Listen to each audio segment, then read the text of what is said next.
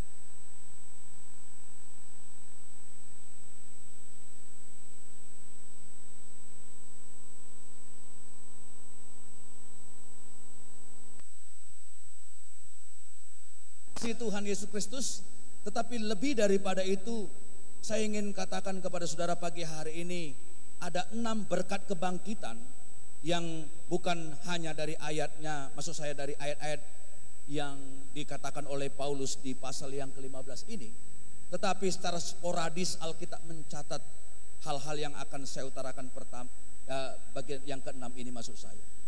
Nah, yang pertama saudara-saudara, kebangkitan itu telah mengakibatkan kita dibebaskan dan diampuni oleh kematian Yesus Kristus.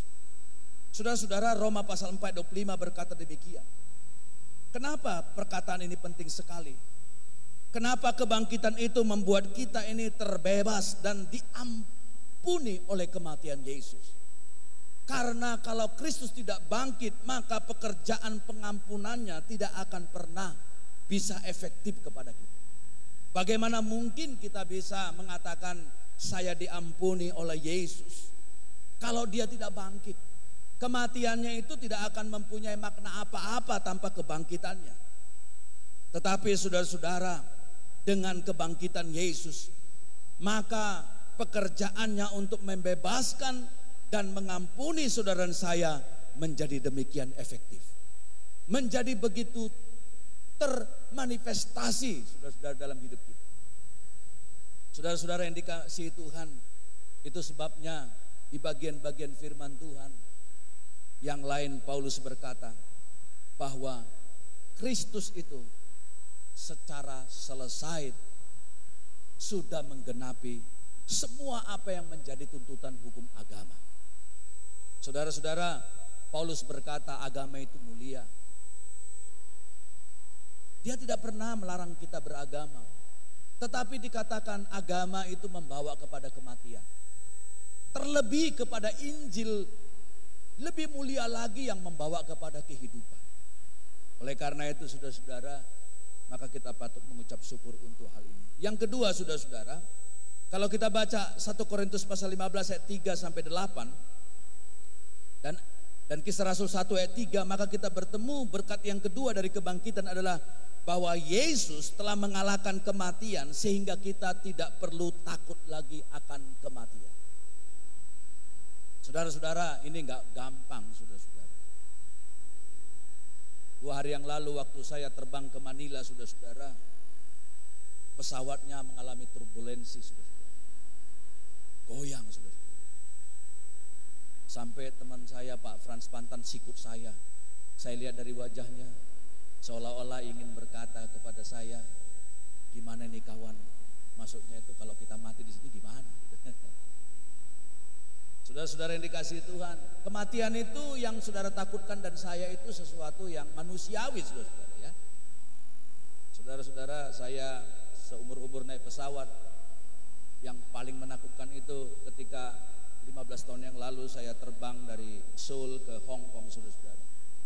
Itu dia tiba-tiba jatuh itu saudara-saudara, mungkin dia mengelakkan sebuah ruang hampa udara saudara-saudara. Jadi dia ngebanting, bang, itu saudara. Semua penumpang itu menjerit, itu pramugarinya bawa kopi itu sampai terlempar saudara-saudara ke atas saudara. Saya secara spontan tiba-tiba berteriak, Yesus! Gak peduli orang, lalu masih goyang-goyang begini pesawatnya saudara. Ya, manusiawi, kita takut mati itu manusiawi saudara. Tapi saudara-saudara, kalau kita melihat sebuah peristiwa Yesus bersama-sama dengan muridnya, saudara-saudara, ada sebuah badai yang besar menghampiri kapal mereka. Dikatakan Yesus itu peacefully sleep, saudara-saudara, tenang, saudara-saudara. Jadi kalau saudara itu di dalam sebuah ancaman, saudara-saudara, ada di dalam peacefully heart, ya, maka itu sudah tingkat spiritualitas yang tinggi sekali, saudara-saudara. Walaupun saya tahu itu adalah karunia Tuhan juga. Saya nggak bisa bayangkan bagaimana orang-orang Kristen yang dibunuh oleh ISIS dalam ketegaran iman mereka, dia berkata, ya bunuh saja saya. Saya kira pada momen itu saudara-saudara, pasti ada kasih karunia Tuhan dan kemampuan ekstra yang somehow misterius sehingga orang itu tidak pernah takut mati, saudara-saudara. Di dalam kehidupan kita sehari-hari, mungkin kita gampang sekali berkata, oleh karena Kristus, saya nggak takut mati. mati. Tetapi dalam prakteknya saudara-saudara, ketika ancaman kematian itu muncul, menurut saya nih, hanya kuasa Tuhan yang memberikan extraordinary power di dalam diri kita ini, sehingga kita mampu berkata, seperti bapak-bapak gereja yang dibunuh karena tidak mau menyembah kaisar-kaisar pada perjanjian baru, zaman perjanjian baru, dan mereka itu begitu tegar, saudara-saudara. Tetapi bagi saya perkataan Paulus ini, saudara-saudara, bahwa Yesus telah mengalahkan kematian sehingga nggak perlu lagi kita takut mati. Bagi saya itu merupakan sebuah pengalaman pribadi Paulus, dan tingkat tertinggi dari spiritualitas yang dia mau sharing kepada kita. Mestinya kita juga mengalami pengalaman yang sama. Saya pernah mengalami sebuah momen di mana saya nggak takut mati. Saya tadi sudah mengatakan saya punya momen-momen di mana saya takut mati. Tapi saya pernah. Kapan itu? Saudara-saudara, waktu saya diizinkan oleh Tuhan mempunyai anak saya sakit kanker dan akhirnya meninggal. Cuman bertahan 5 bulan, saudara-saudara, sakit kanker waktu itu. Kalau anak saya hidup mungkin Grace itu sekarang udah umur 17 tahun, 18 tahun kalau nggak salah. Nah, waktu itu saya berpuasa 10 hari, saudara. Karena waktu itu saya sudah dalam posisi, ya saudara pasti bisa bayangkan lah, orang tua siapa sih yang kalau anaknya sakit dia nggak stres, ya. Nah, saya ketemu dengan seorang hamba Tuhan senior, umurnya sudah hampir 80 tahun di Singapura, yang saya nggak kenal dia, seseorang memperkenalkan saya. Lalu dia tiba-tiba ngomong ini, "Pastor, saya nggak tahu kenapa ya, aku nggak kenal kamu, kamu nggak kenal saya, tapi saya disuruh Tuhan untuk berkata perkataan ini kepada kamu." Saya bilang, "Apa itu, Pak?" Dia bilang, "Aku nggak janjikan anakmu sembuh atau meninggal, enggak, tapi cuma satu pesan Tuhan, kamu suruh puasa 10 hari. Waduh, saya bilang, "Tuhan, seumur umur saya dalam hidup saya sebagai orang Kristen dan hamba Tuhan, saya berpuasa itu paling lama itu 3 hari 3 malam. Itu tapi minum air tidak makan tapi minum air. Ya, teh manis, air putih, teh manis 3 hari 3 malam. Tapi kalau 10 hari Tuhan, waduh, saya nggak sanggup Tuhan." Tapi dia bilang, "Ya terserah aja, kalau you mau jalani silakan, nggak jalani nggak apa-apa. Cuman saya sampaikan aja suara Tuhan." Lalu saya begitu pulang ke penginapan, kami waktu itu tinggal di Singapura, saya diskusi sama istri, saya bilang, "Ma," oh istri saya tanya, "Gimana Pak hasil ketemunya?" Dia bilang apa? Saya bilang, "Wah aneh juga itu pendeta, masa saya disuruh 10 hari puasa?" Terus saudara-saudara, lalu istri saya bilang gini, "Lalu responnya Papa gimana?" "Ya saya agak bingung, saya nggak kuat." Terus istri saya bilang, "Ya terserah aja, tapi kalau Papa mau jalani silakan." Saya jalani, saudara. Wah, akhirnya saya keputusan udah 10 hari puasa. Nah, hari pertama, kedua, ketiga, hari ketiga itu saudara-saudara, saya jalan di Orchard Road itu ternyata udah nggak lempeng lagi, saudara. Ya, nggak kuat, saudara. Tapi saya bilang, "Tuhan beri aku kekuatan, minum, ya, minum terus gitu, saudara." Nah, ternyata saudara-saudara di hari yang kelima, keenam, saya sudah nggak ada nafsu makan lagi. Badan itu ringan sekali, artinya jadi biasa aja. Saya nggak tahu, saya bukan dokter. Mungkin ada sebuah sistem dalam tubuh kita ini, dia bisa recover atau dia punya cadangan atau apa, pokoknya saya merasa udah nggak lapar lagi. Nah, tapi satu hal saya tahu, saudara-saudara, waktu saya mengalami itu, tiba-tiba ada sebuah konfirmasi dari Tuhan. Tuhan itu bilang gini sama saya, "Udah Gautam, nggak usah kau pikirin anakmu, biarin aja, ya. Hidupmu nggak produktif, mending kamu lihat ke depan, jangan ke belakang. Ya, nggak usah susah hati." Dia bilang, "Biar itu Grace saya ambil, itu milikku, kamu pokoknya nggak usah terlalu bersedih hati lah." Kira-kira begitulah konfirmasi itu. Dan saudara, nah pada momen itu saudara, waktu itu saya melihat hidup itu menjadi sebuah, apa sih hidup ini? Begitu singkat, lihat orang tua juga meninggal, anak kecil juga meninggal, orang muda juga meninggal. Lalu saya melihat diri saya, lalu hidup ini apa sih? Saya waktu itu ngomong sama Tuhan, "Ya udah Tuhan, kalau Tuhan mau panggil saya juga bersama dengan anak saya nggak ada masalah, saya rela sekali."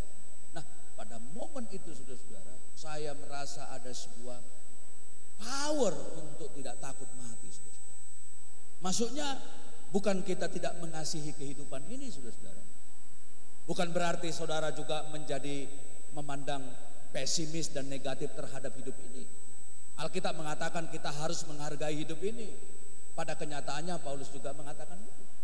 Tetapi apa yang saya maksudkan dan Paulus maksudkan terutama adalah bahwa kita harus mempunyai perspektif yang begitu baru terhadap kematian, yaitu bahwa hidup ini adalah milik Tuhan. Dan yang ketiga, saudara-saudara, maaf kalau saya hanya ambil beberapa ayat-ayat saja dan tidak baca semua karena waktunya nanti begitu banyak. Efesus pasal 1 ayat 19 sampai 20 itu mengindikasikan bahwa kebangkitan itu memampukan kita memiliki Roh Kudus di dalam kita. Dan Kisah Rasul pasal 1 ayat 8 itu bahwa berkat Roh Kudus di dalam diri kita itu tidak mungkin termanifestasi tanpa tahapan yang diselesaikan oleh Kristus melalui kebangkitan. Kenapa? Karena memang Kristus menjanjikan Roh Kudusnya dalam diri kita, yaitu bahwa Roh Kudus itulah yang akan tinggal dalam diri kita, yang akan melanjutkan pekerjaan kebangkitan Kristus itu. Dan saudara-saudara yang dikasihi Tuhan, kebangkitan dan kemudian diikuti oleh kenaikan dan kemudian pencurahan Roh Kudus. Yang keempat, saudara-saudara, kebangkitan itu telah memberikan kepada kita penegasan bahwa Allah mengasihi kita unconditionally, tanpa syarat. Amin, saudara-saudara. Kebangkitan, kematian dan kebangkitan daripada Kristus itu memberitahukan kepada kita bahwa Allah menerima kita, mengasihi kita tanpa syarat. Mari bersama-sama saya katakan, tanpa syarat. Katakan bersama-sama saya, Allah mengasihi saya tanpa syarat. Tidak ada lagi syarat-syarat yang Allah kenakan seperti kepada orang Yahudi supaya aku mengasihi kamu. No. Dengan penyelesaian pekerjaan Kristus lewat kebangkitannya, Dia menerima kita tanpa syarat. Saudara-saudara, ini merupakan kasih yang luar biasa. Saudara-saudara, kasih yang tanpa syarat itu membuat kita semakin hari semakin menyadari bahwa saya ini tidak siapa-siapa tanpa Tuhan.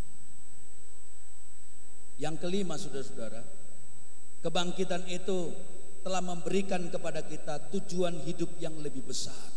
Filipi 1 ayat 21, tentu Paulus juga memaknain bahwa hidup ini berbeda ketika dia berjumpa dengan Kristus. Filipi 1 ayat 21 berkata demikian, karena bagiku hidup adalah Kristus dan mati adalah keuntungan. Bagi siapa mati keuntungan, saudara-saudara? Apakah sembarang orang? Tidak, saudara-saudara. Saya seringkali menyaksikan orang menulis di kuburannya, atau waktu orang meninggal keluarganya menulis obituari di koran, maksud saya di koran dan di televisi dimanapun gitu, dengan tulisan mati adalah keuntungan. Saudara-saudara, mati akan menjadi laknat dan kerugian kepada mereka yang hidupnya tidak bagi Kristus.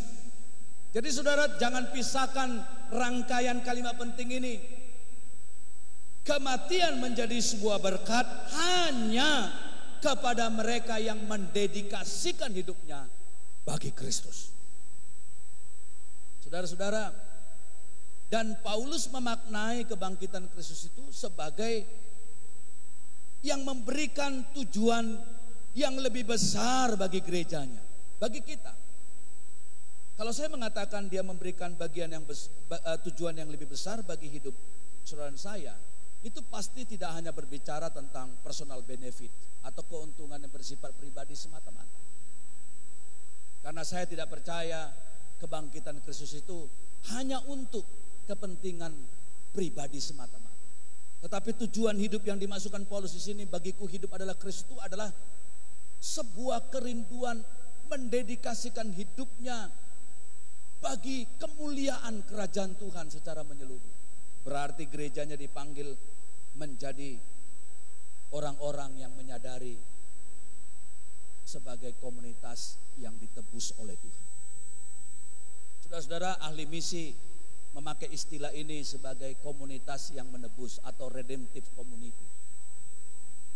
Yaitu di mana kita akan melihat hidup kita ini adalah hidup yang akan dipakai oleh Tuhan untuk menjangkau dunia ini.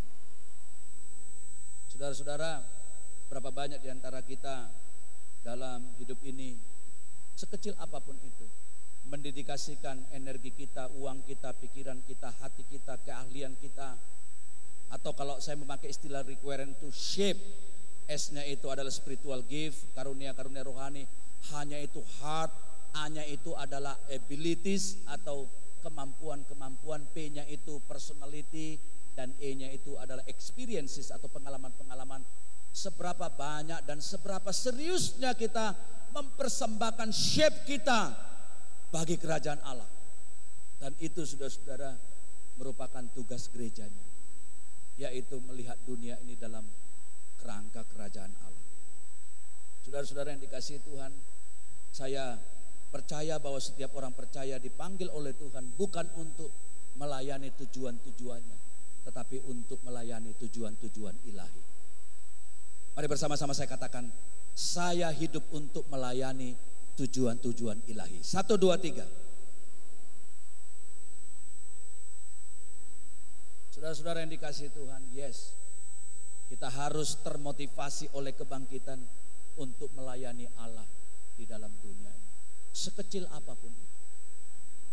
Mari persembahkan hidupmu bagi Tuhan. Jangan menjadi orang Kristen yang bertahun-tahun di gereja, duduk menjadi jemaat, lalu do nothing for the kingdom. Enggak memiliki sesuatu beban bagi kerajaan Allah. Saudara-saudara yang dikasihi Tuhan, sembari saya mau katakan ada 2 ekstrim yang kita temukan dalam kekristenan biasa. Ekstrim yang pertama, yang mandang sorga terus, tidak melihat dunia ini, itu juga salah. Ya. Dia melihat dunia ini sebagai yang pesimis gitu. Mandang sorga terus gitu. Yang ekstrem yang kedua, mandang dunia ini terus sehingga nggak peduli kebenaran. Tetapi yang benar itu adalah sembari kita dalam dunia ini melakukan kegiatan kita, mata kita tertuju kepada sebuah goal yang besar, yaitu kerajaan Allah. Dan kita semua ini adalah potongan-potongan puzzle, di mana kita harus menempelkan puzzle itu dalam sebuah gambar mozaik yang begitu indah, yaitu rencana Tuhan yang besar. 1, 2 orang tidak bisa melakukan semuanya, tetapi semua kita dapat melakukan sesuatu bagi kerajaan Tuhan.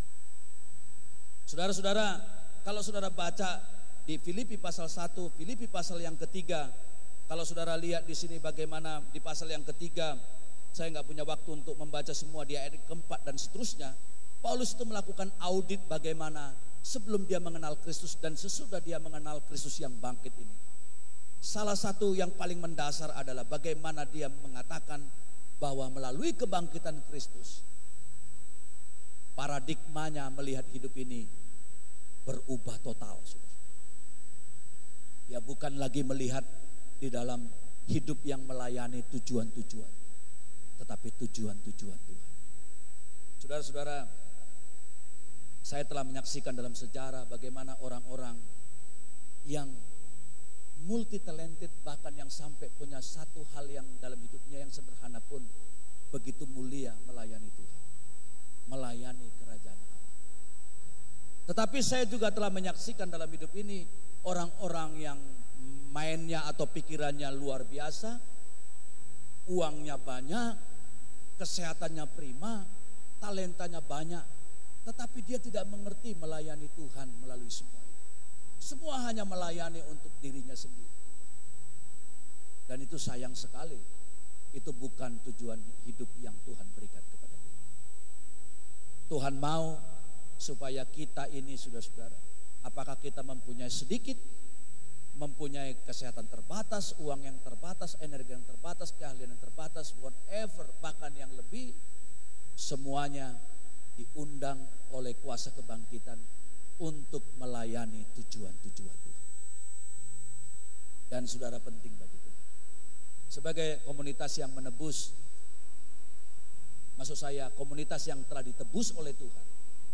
Sekarang kita mengerjakan perkara yang sama. Bagaimana saudara menghayati penebusan Tuhan dalam hidup saudara? Ada seorang misionaris yang lama melayani di Jakarta. Dia punya mobil bagus. Satu kali saya mendengar dia khotbah mengilustrasikan pekerjaan penebusan itu seperti ini. Dia kaget begitu dia keluar habis pelayanan, ternyata spionnya itu sudah dicongkel orang. Cabut dua-duanya. Dia kaget sekali. Ini orang barat di Jakarta. Lalu saudara-saudara, dia ya memang ada asuransi sih. Setelah diperbaiki saudara-saudara, satu kali dia lewat di sebuah jalan yang di Jakarta ini apa namanya, saya lupa nama tempatnya itu, yang jual alat-alat apa namanya, kendaraan yang second gitu loh, puring, taman puring atau apa itu ya. Lalu dia lewat jalan itu, somehow gitu dia kenalin itu kaca spion. Ternyata dia lihat kaca spion itu di lapak dijual di situ saudara. Dan dia berhenti. Oh, dia pikir ini kaca spion saya. Dia turun saudara-saudara, dia datang kepada pedagang itu, tetapi dia merasa tidak relevan untuk berdebat dan berkata kepada pedagang itu, ini kaca spion saya, tidak ada gunanya. Mungkin orang itu juga nggak bersalah, dia mungkin dapat dari mana nggak ngerti juga. Jadi dia lakukan apa saudara-saudara?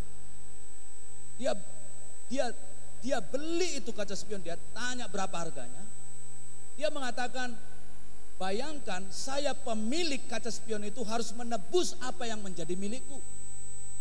Dan itu merupakan gambaran bagaimana Allah ini, kita ini adalah milik Allah. Dia menebus yang apa menjadi miliknya sendiri, yaitu kita yang terjual di bawah hukum dosa ini. Nah, berarti saudara-saudara, karena Tuhan telah membebaskan kita, menolong kita, maka saudara-saudara yang dikasihi Tuhan, gereja dipanggil juga untuk berperan di dalam peran-peran yang bersifat menebus di masyarakat, di dalam kehidupan kita di masyarakat ini. Bagaimana caranya? Waduh, banyak sekali yang bisa kita kerjakan, saudara. Saya membaca sebuah buku Unfinished Task yang sudah terjemahkan ke bahasa Indonesia, ditulis oleh kalau nggak salah Richard Strauss ya. Dia adalah mantan direktur utama dari World Vision. World Vision International adalah badan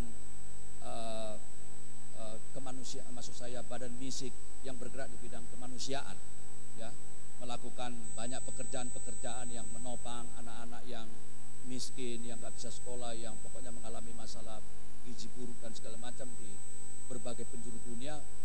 Nah, satu kali mereka mendengar ada human trafficking ya di Vietnam, kalau tidak salah. Dalam buku itu saya baca. Dan saudara-saudara, beberapa anak-anak gadis yang sangat belia itu harus menjadi pelacur, dan karena saudara kemiskinan.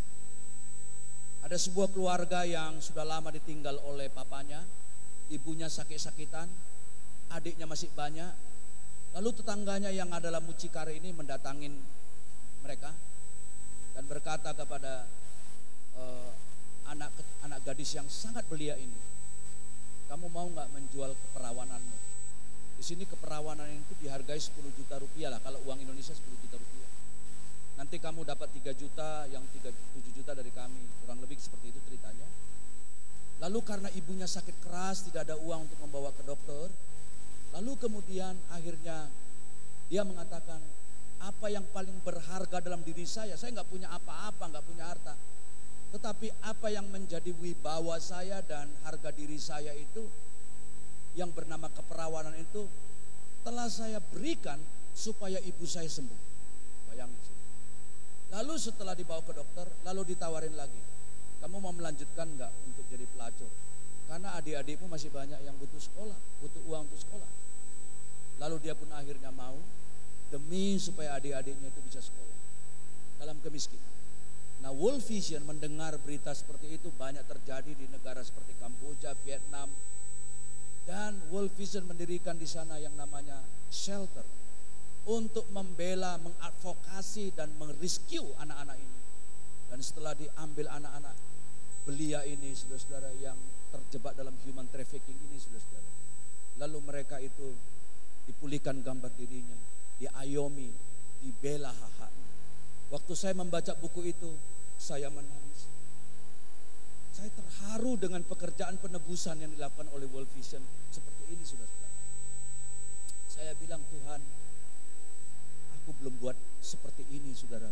Saya katakan, walaupun kita punya passion yang berbeda-beda, tentunya tidak harus seperti itu baru yang namanya melakukan misi ya. Tapi hati saya betul-betul tersentuh dengan kisah yang dilakukan World Vision seperti itu.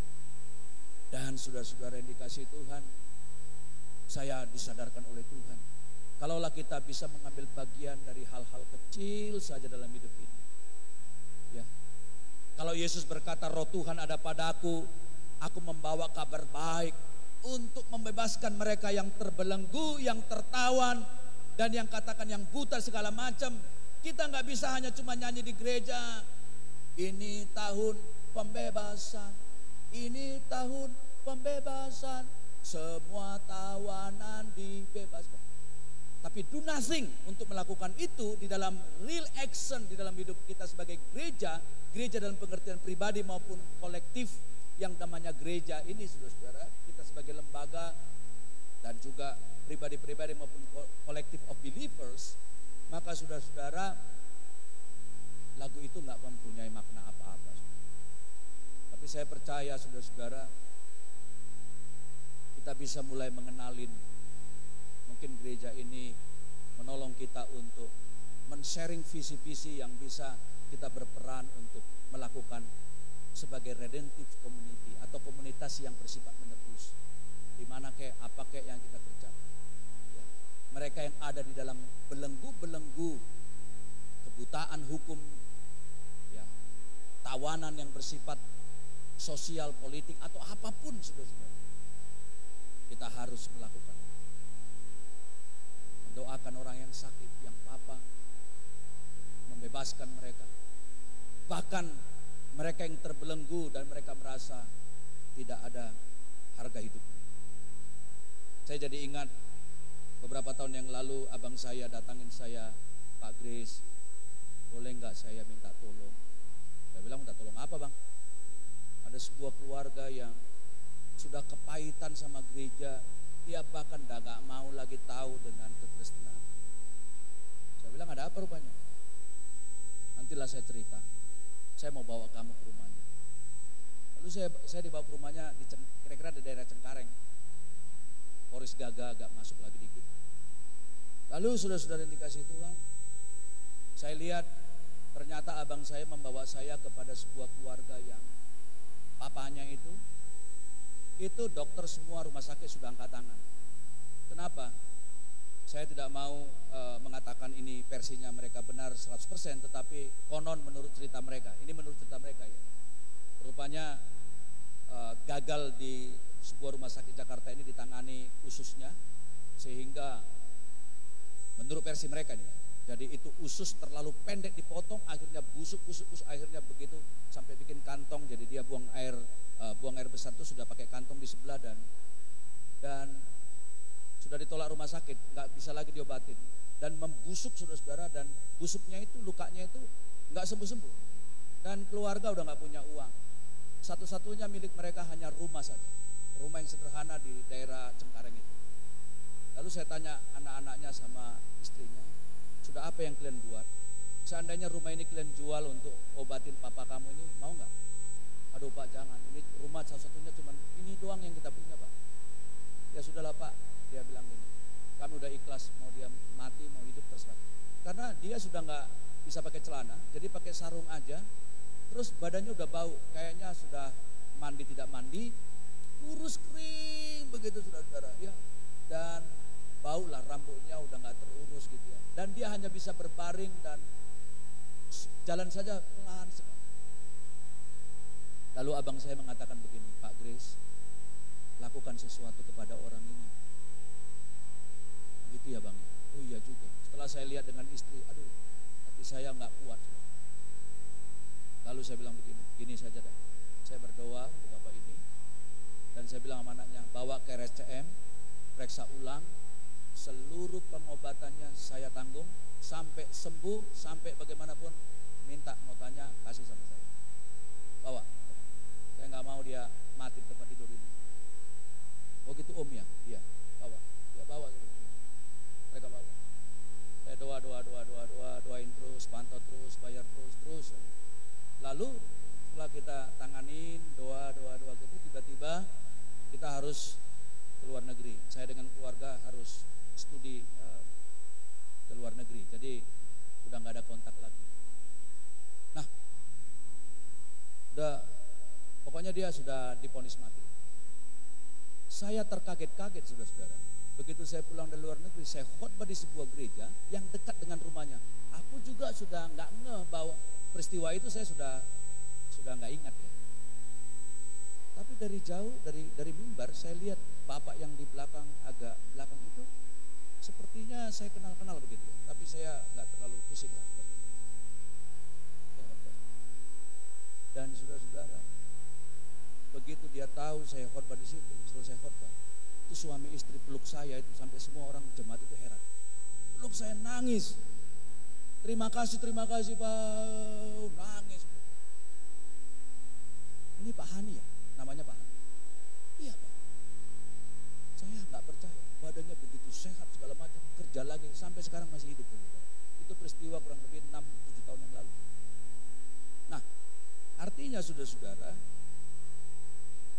bukan kitanya saudara-saudara, tapi kalau kita punya passion, melihat orang-orang yang begitu susah, hati kita terenyuh saudara-saudara. Maka saya percaya Tuhan akan memampukan kita untuk melakukan sesuatu bagi kerajaan. Amin. Dan itu kita harus lakukan. Bukan sekali dua kali, harus continue sebagai gereja. Yang terakhir saudara-saudara. Biasanya kalau yang terakhir langsung bilang puji Tuhan. Yang terakhir kebangkitan itu saudara-saudara menurut 1 Korintus pasal 2 ayat 9 dan Roma pasal 10 ayat 9, yaitu kita menjadi begitu pasti tentang masa depan kita dalam kerajaan sorga. Bahkan kalau saudara lihat dari 1 Korintus pasalnya yang ke-15 yang kita lihat tadi, ada porsi yang khusus ditekankan Paulus di situ tentang bagaimana tubuh kita ini akan bersama-sama dengan Kristus di dalam kekekalan. Dalam 1 Korintus pasal yang ke-15 saudara-saudara, ayatnya yang ke-35 dan seterusnya itu sampai habis itu menekankan tentang bagaimana kita begitu harus pasti dan yakin terhadap masa depan kita di dalam kerajaan sorga. Kalau tidak, sia-sialah kita menjadi percaya. Jadi saudara-saudara, kebangkitan itu memberikan kepada kita a new perspective of our future life. Perspektif yang baru terhadap apa kehidupan kita yang akan datang. Saudara-saudara, waktu Grace meninggal dunia, saya masih ingat profesor yang menanganinya di Mount Elizabeth Hospital di Singapura kirim email kepada saya, maksud saya membalas email saya kasih tahu karena dia terlalu baik ya menangani Grace. Lalu saya kasih tahu, saya lupa namanya Siang apa gitu ya. Dia adalah ahli onkologi di Mount Elizabeth. Saya bilang, Profesor, Grace sudah meninggal tadi malam, begini saya katakan. Nah, ada satu kalimat yang saya tidak bisa lupa sampai sekarang. Dokter itu berkata begini kepada saya. Dokter Singapura itu. Dia mengatakan, Pastor Fulton, saya bisa memahami perasaanmu, tapi satu hal saya mau ngomong kepada kamu. Grace itu sekarang bersama-sama dengan Kristus dan nanti kita akan reuni dengan dia dan itu menjadi sukacitamu sebagai orang tua akan berjumpa dengan Grace di sorga. Kata-kata dokter di email itu waktu itu menjadi penghiburan bagi saya pribadi dan keluarga, yaitu dia mengatakan akan ada sebuah reuni dengan orang-orang yang kita kasihi nanti dan itu merupakan sukacita yang besar. Dari mana kita tahu? Dari penegasan Alkitab bahwa karena kebangkitan Kristus kita tahu masa depan yang pasti di dalam kerajaan surga. Saudara-saudara, tadi saya tidak berencana cerita mengenai Grace ini, tapi saya spontan saja. Saya mempunyai pengalaman yang unik dengan Grace ini pada waktu kematiannya. Jadi waktu itu kita sudah pulang dari Singapura karena kita pikir waktu itu ya sudah nanti kemoterapi yang kedua kali, nanti kita balik lagi ke Singapura. Jadi kita pulang dulu lah, udah terlalu lama di Singapura, udah 4 bulan lebih, jadi pulang dulu. Pulang. Nah, tiba-tiba satu hari dia makin drop. Lalu kita larikan ke Siloam Hospital di Lipo Karawaci. Dan malam itu juga hilang kesadarannya. Lalu dibawa ke ICU. Lalu dokter bilang gini, saya bilang gini sama istri saya, "Ma, udah kita capek sekali. Toh di ICU juga kita nggak bisa sembarangan untuk lihat-lihat, jadi kita pulang aja yuk. Kita mau mandi dulu, makan gitu ya." Kita pulang ke Taman Ubud, waktu itu kita tinggal di Taman Ubud, ya, kita pulang. Lalu tiba-tiba belum lama saya mandi sore dan makan, tiba-tiba saya dapat telepon dari rumah sakit Siloam. "Pak, cepat-cepat ke sini Pak. Ini sinyal jantungnya sudah mau habis." Kira-kira begitu dokter bilang. Lalu saya bilang sama istri saya, "Mah, kamu jangan ikut, nanti saya kasih tahu aja." Kenapa saya nggak boleh ikut istri saya? Saya khawatirnya nanti kalau dia lihat meninggal anaknya, nanti dia tiba-tiba secara spontan menjerit di ruang ICU itu, takutnya orang-orang yang koma itu bangkit semua gitu. Jadi saya nggak mau, saudara-saudara. Saya lebih kuat dari dia maksudnya gitu ya. Sebenarnya saya kabarin aja. Begitu saya nyampe, saudara-saudara, di ruang ICU, dokternya heran. "Duh, Pak," dia bilang, "kok ini jantungnya naik lagi Pak? Tadi ini udah mau habis loh Pak. Tapi Bapak datang kok ini naik." "Begitu ya?" Lalu dokternya di tempat tidur, saya bilang, "Izinkan saya mau berdoa untuk anak saya." Lalu sebelum saya berdoa, saya berlutut di sebelah telinga anak saya. Lalu saya bisikan sesuatu kepada Grace. Saya bilang, "Grace, Papa ini nggak tahu apa yang terjadi atasmu. Kamu terlalu belia sekali untuk bisa memahami apa yang terjadi. Tapi Papa mau ingin katakan kepadamu, Nak, bahwa Tuhan Yesus Kristus mengasihi kamu." Saya bilang, "Saya, Mama, kita semua mencintaimu, Grace. Tetapi kalau kamu mau pergi hari ini, Papa sudah ikhlas kamu pergi. Tapi satu hal saya mau katakan, Tuhan mengasihi kamu." Lalu setelah saya bisikan kalimat-kalimat begitu ke telinga Grace, lalu kemudian saya berdoa. Saya bilang gini, "Tuhan, aku serahkan Grace ke dalam tangan-Mu, dan saya sudah melakukan my best as a parent. Sekarang Tuhan silakan beracara." Saya aminkan. Lalu begitu saya amin, itu grafiknya jantung itu turun, akhirnya 0. Lalu dokter bilang, "Pak, sudah lihat ya, ini sudah nggak ada dia ya." "Oh ya, sekarang tanda tangani berita acara. Oh betul-betul kamu telah memberikan hak kepada dokter untuk cabut semua itu selang." Saya bilang, "Oke, tanda tangan." Saudara-saudara yang dikasihi Tuhan, artinya saya ingin mengatakan kepada kita, meskipun saudara dan saya mungkin kehilangan orang tua saudara yang saudara kasihin, anak saudara atau istri saudara, tapi ada satu hal yang Paulus tegaskan dalam Roma. Tidak ada yang dapat memisahkan kita dari kasih Kristus. Kematian, kemiskinan, kelaparan, ancaman, tidak ada. Dan kebangkitan itu menginspirasikan kita bahwa sorga menjadi tempat yang pasti bagi kita yang menaruh harap kepada